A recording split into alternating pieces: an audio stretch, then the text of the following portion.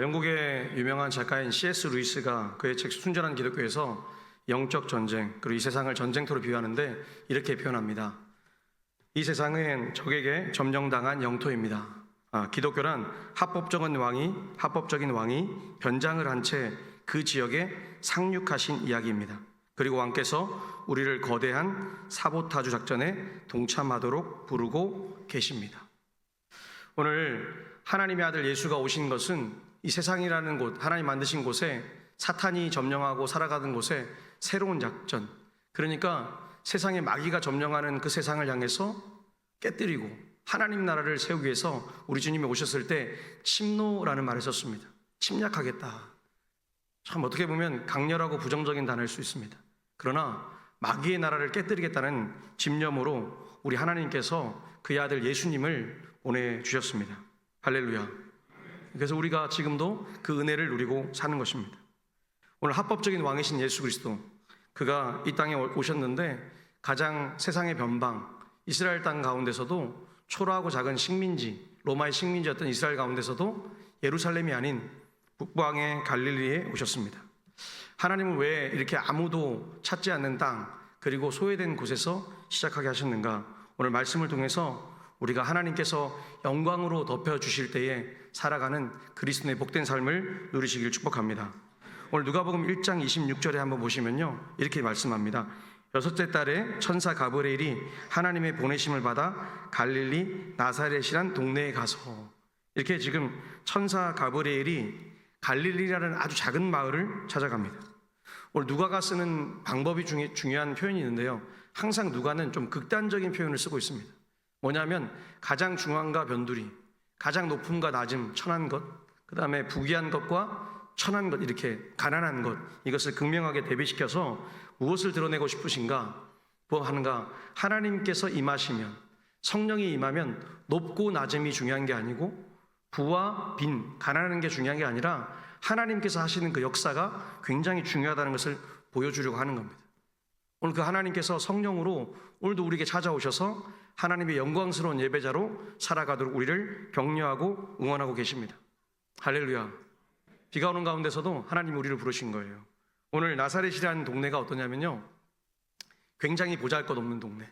유대인들이 예를 들면 중앙이라는 예루살렘, 쉽게 말하면 수도 서울에 살 수 없으니까요, 살다가 망해서 떠나간 동네, 유대인임에도 불구하고 혼혈이 살고 있던 사마리아, 그러니까 부정하고 더러운 땅이라고 지칭받는 곳에서 살아갈 수밖에 없는 사람들, 그들이 모여 살던 곳이 나사렛이었습니다. 그리고 특별히 그 버림받았던, 거부당했던 유대인들, 그들이 모여 살던 곳이 갈릴리 지방이었습니다. 오늘 그 지방의 이 작은 곳에 한 번도 구약 성경에 언급이 안 되었어요. 여러분 나중에 성지순례를 가보시면 아시겠지만 이 이스라엘 땅이 작습니다. 지금은 위에 북쪽도 좀 더 점령을 했고 남쪽도 땅을 더 차지했는데 실제 이스라엘은 그것보다 훨씬 작습니다.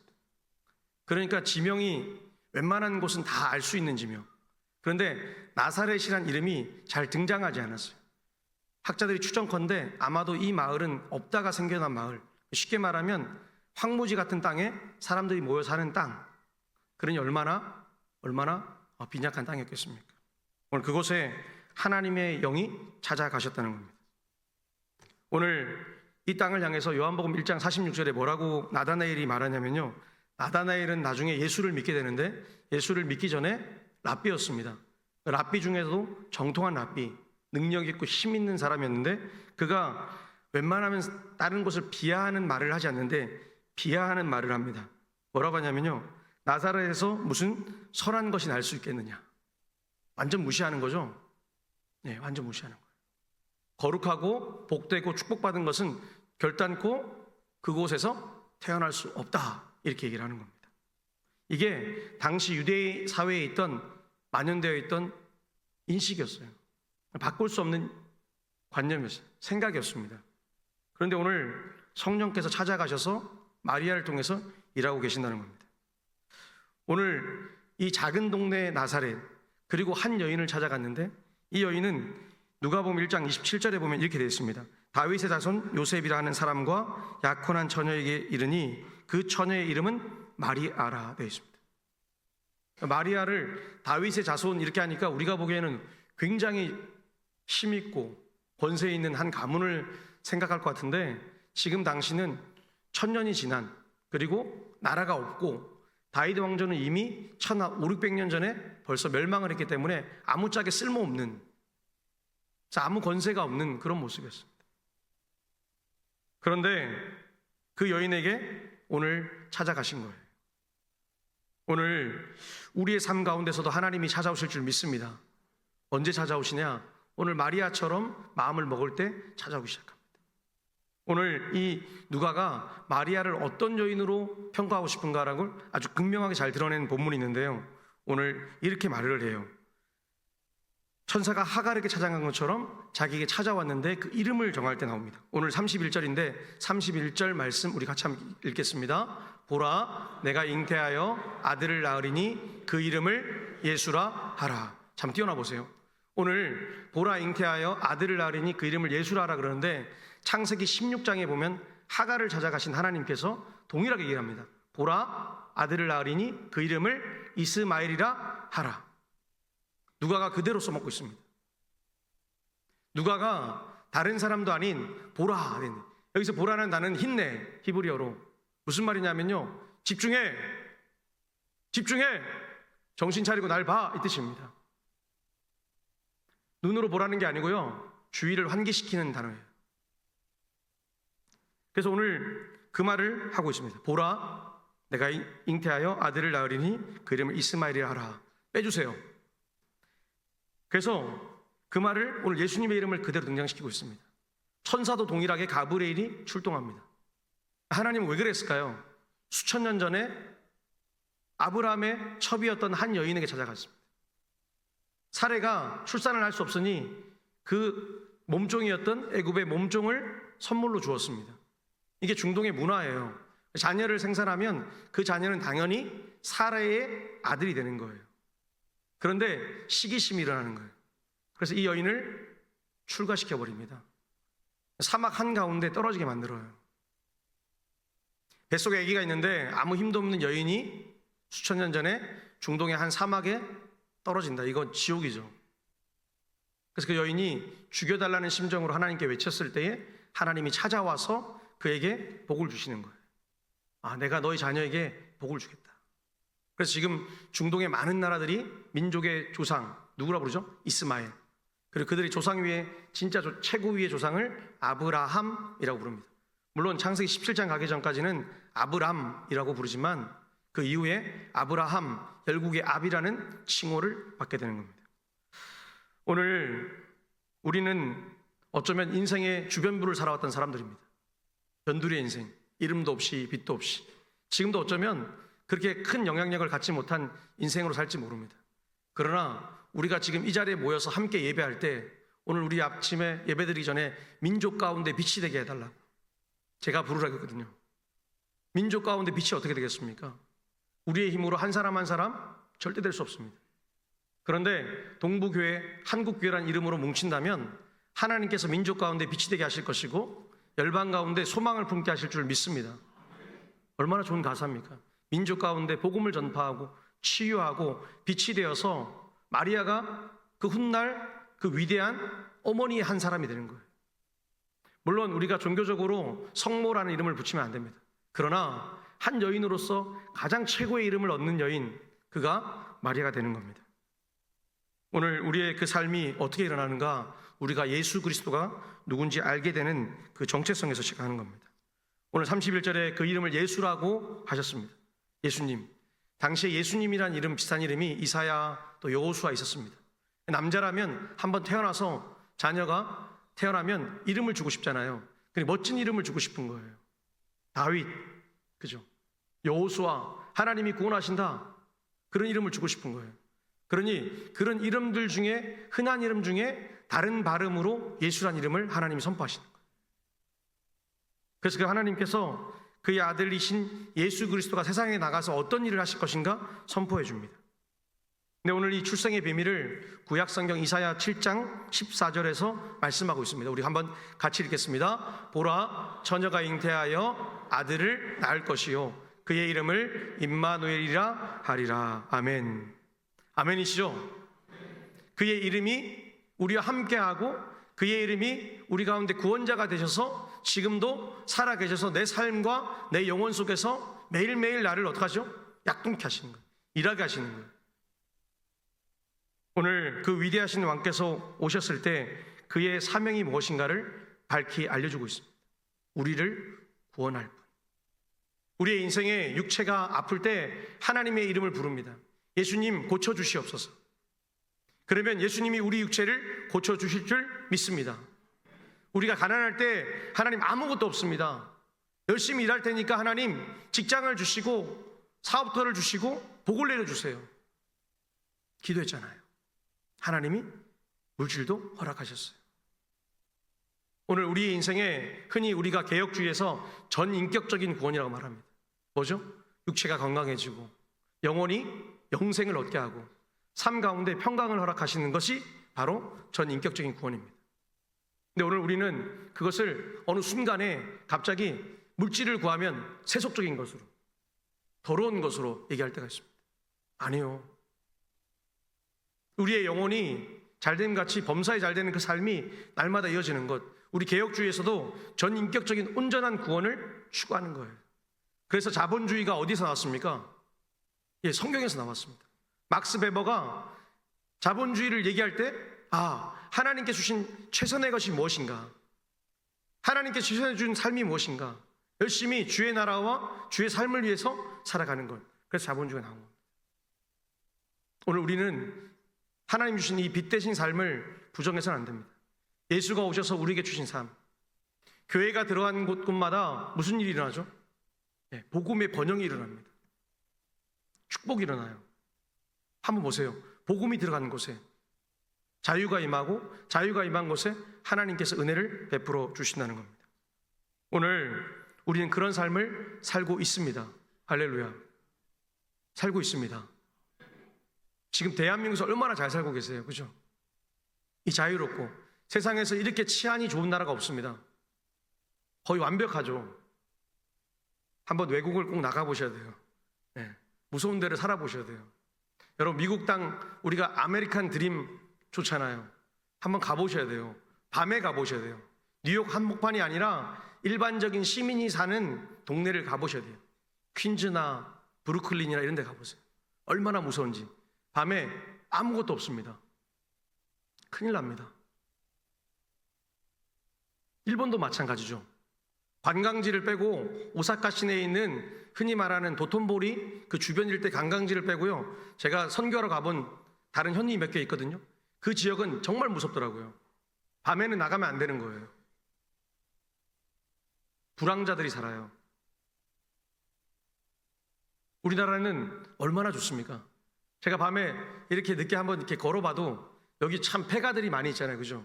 쑥 걸어봐도 지나가는 거는 고양이밖에 없어요.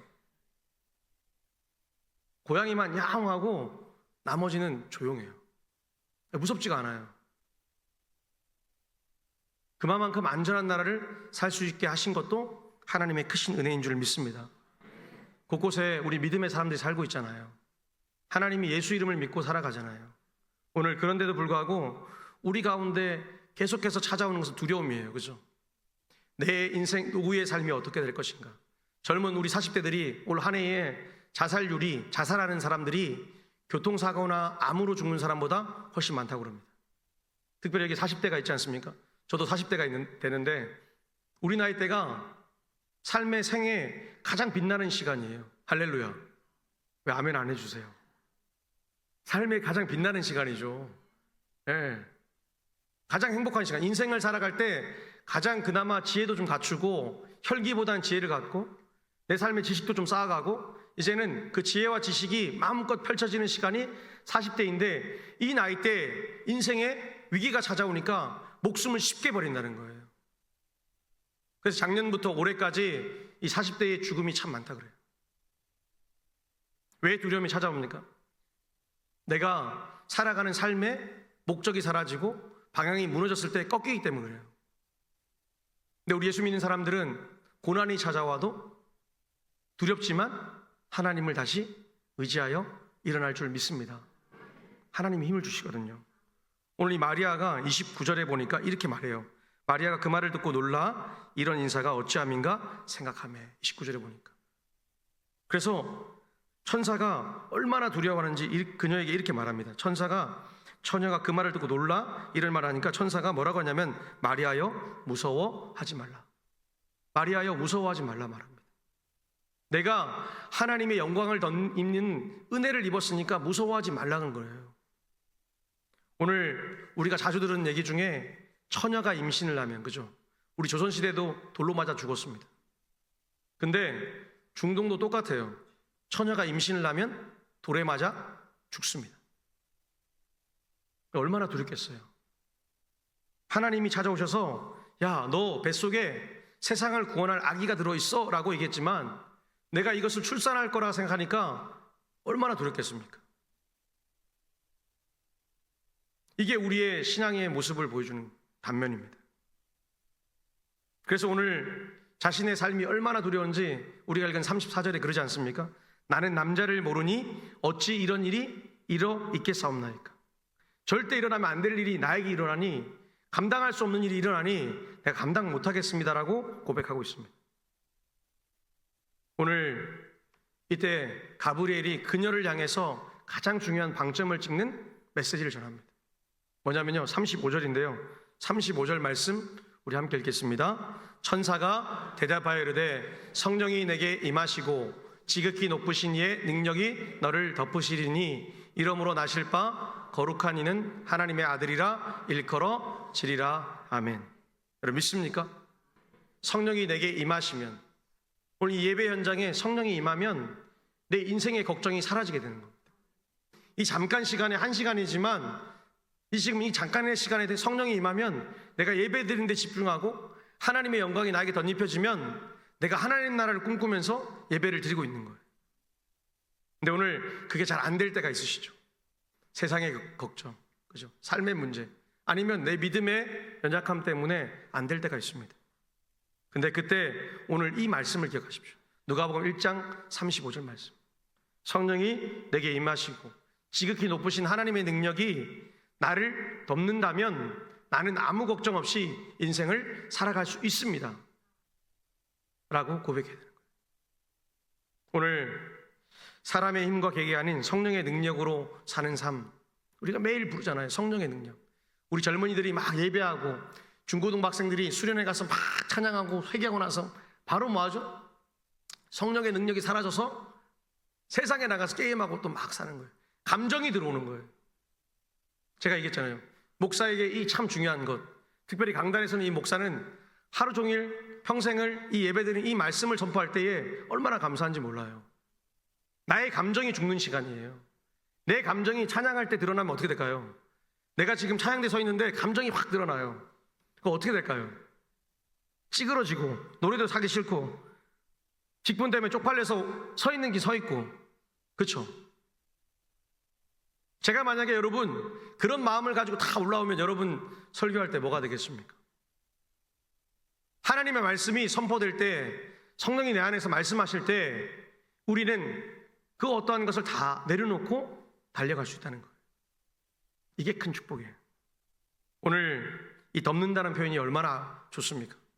하나님께서 출애굽하실 때에 불기둥과 구름기둥으로 보호하신다는 것, 이게 하나님이 덮어주신다는 것, 보호하심. 그리고 홍해를 가르시고 가나안 땅에 들어가는 여정 속에서도 하나님이 인도하시는 그 곳곳에 하나님께 덮어주시는 은혜가 있다는 거예요. 그래서 우리가 흔히 말하잖아요. 어미새가 새끼를 보듬은 같이. 성경 기자도 말하고 있습니다. 새가 어미새가 새끼새를 보듬어서 둥지에 지켜주듯이 덮어주시는 하나님의 은혜가 있다는 겁니다. 오늘 그 은혜가 우리에게 넘쳐나기를 축복합니다. 그러면 우리는 권능이 임하는 거예요. 그래서 우리가 선포하십니까? 지난 한 주간도 한번 해보셨어요? 하나님이 나를 이제 안 해주네.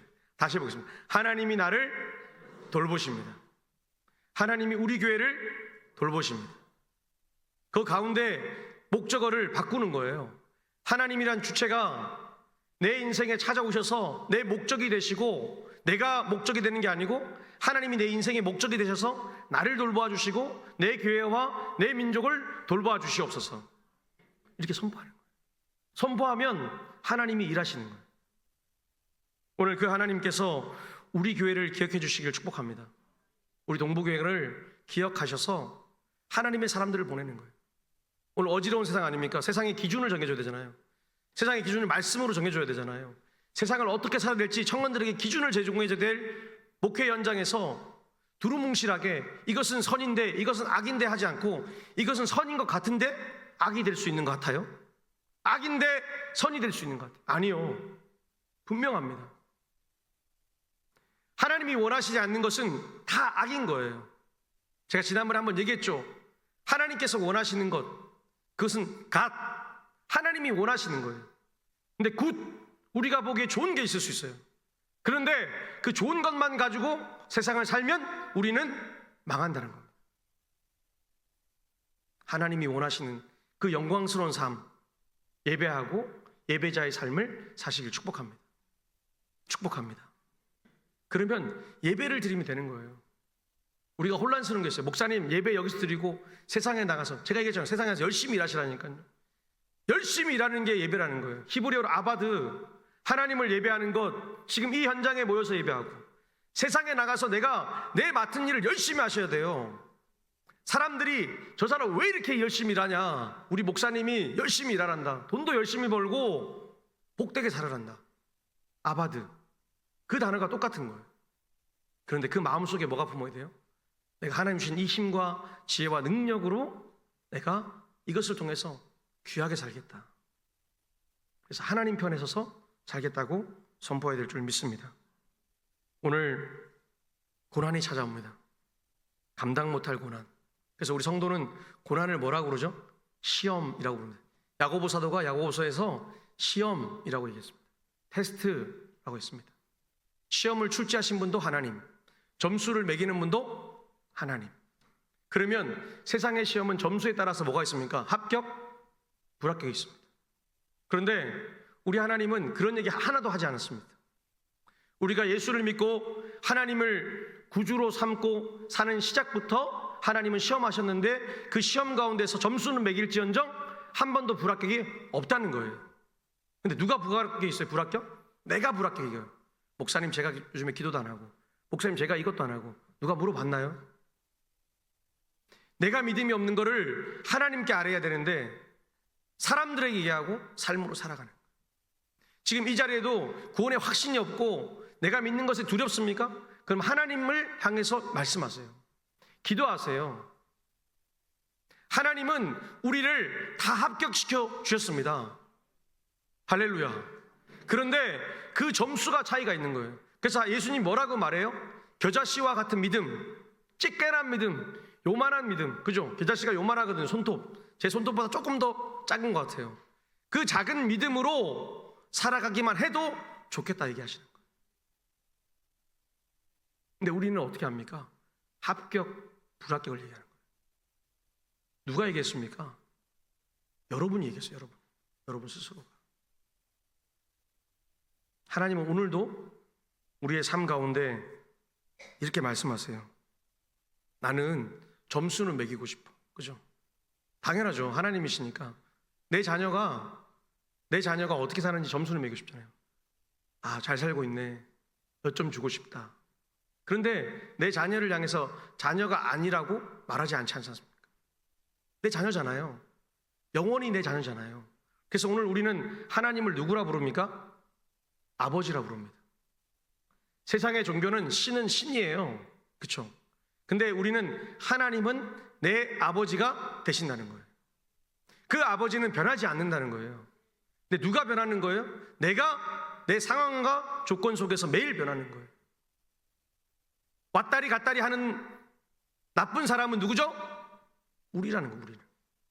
하나님은 한 번도 우리를 보고 너 자녀 아니라고 말한 적이 없다는 거예요. 그래서 오늘 그 하나님이 선포해 주잖아요. 두렵고 떨리는데 너무 힘든데 그 여인을 향해서 우리가 읽지 않았지만 누가복음 1장 37절에 이렇게 말씀하세요. 대저 하나님의 모든 말씀은 능하지 못하심이 없느니라. 할렐루야. 너 내 자녀인데 내가 약속한 것, 내가 너를 끝까지 지켜준다는 것, 이거 지킨다고 했는데 왜 자꾸 두려워하느냐? 세상이 아무리 바뀌어도 하나님은 하나님의 일을 하실 줄 믿습니다. 우리가 권력을 가지면 참 좋잖아요. 근데 권력을 아무리 오래 가져도 건불 10년이라 그러잖아요. 한번 보세요. 세상에 권력을 가지고 마음대로 할 것 같은 삶이 펼쳐지는 것 같은데 기껏해야 몇 년 지나면 욕먹고 혼나는 거예요. 근데 하나님의 자녀로 사는 이 권세는 영원하다는 거예요. 할렐루야. 하나님의 이름을 가지고 선포하는 거예요. 악에서 떠나가라 그러고 구원받지 못하는 백성을 향해서 긍휼을 베풀어 달라 그러고 오늘도 우리 교회 가운데 병든 환우들이 있지 않습니까? 믿음이 없는 사람 가슴에 손을 얹고 믿음을 외쳐야 돼요. 하나님 내게 믿음을 주시옵소서. 내게 지금 구원받지 못할 예배자로 지금 이 자리에 있다면 내게 믿음의 구원을 주시옵소서. 매일 떨리잖아요. 제가 목사님들 만나면 젊은 목사님들 막 외칠 때 보면 혼내요. 뭘로 하냐면 먹고 마시는 문제에 그렇게 목을 매면서 세상의 것은 여러분 주는 물질 그런 거 다 가짜라고 얘기하잖아요. 들어보셨죠? 목사님들 그런 얘기 많이 하죠. 젊은 목사님 강단에 올라가서 여러분 세속적으로 살지 마십시오 막 그러죠. 제가 그래요. 야, 너 제일 걱정되는 게 뭐냐? 통화하면 물질이라는 거예요. 너 강단에서 왜 그렇게 설교하냐? 가식이잖아요. 거짓이잖아요. 박경원에게 하나님이 지금 묻는다면 제일 필요한 게 뭔지 아십니까? 돈입니다. 돈. 동북에 한 1,000억을 주십시오 막 이러고 싶어요. 할렐루야. 아멘 안 하시죠? 뭐 헌금 내랄까 봐 겁나가지고. 여러분 보고 달라는 게 아니에요. 하나님은 제게 묻는다면 저는 돈을 제일 먼저 달라고 했어요. 그 다음 사람을 좀 주십시오. 내 먹고 사는 문제가 급한데 우리는 거짓말할 때가 있어요.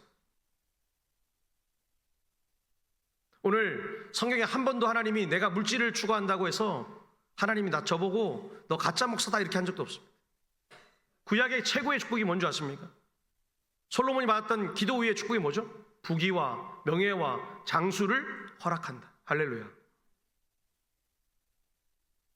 우리가 믿는 한치의 옷자 없고 한 자도 땅에 떨어지지 않는다는 하나님 말씀의 선포가 그건 거예요. 근데 우리는 우리가 하나님을 제한하고 묶어내죠. 탁월하죠. 우리는 그런 거 속으로 벌써 결정했잖아요. 하나님 할 수 없다. 끝났다. 아니에요. 하나님께서 우리를 하게 하실 줄 믿습니다. 오늘 그 하나님이 오늘 말하잖아요. 오늘 이 여인이 얼마나 아름다운 고백을 하냐면요. 누가복음 1장 38절에 이렇게 고백해요. 주님, 여종이 오니 말씀대로 제게 이루어지게 하시옵소서. 할렐루야. 말씀대로 제게 이루어 주시옵소서. 약속했으니까 이루어 주시옵소서. 우리의 약속이 뭐예요?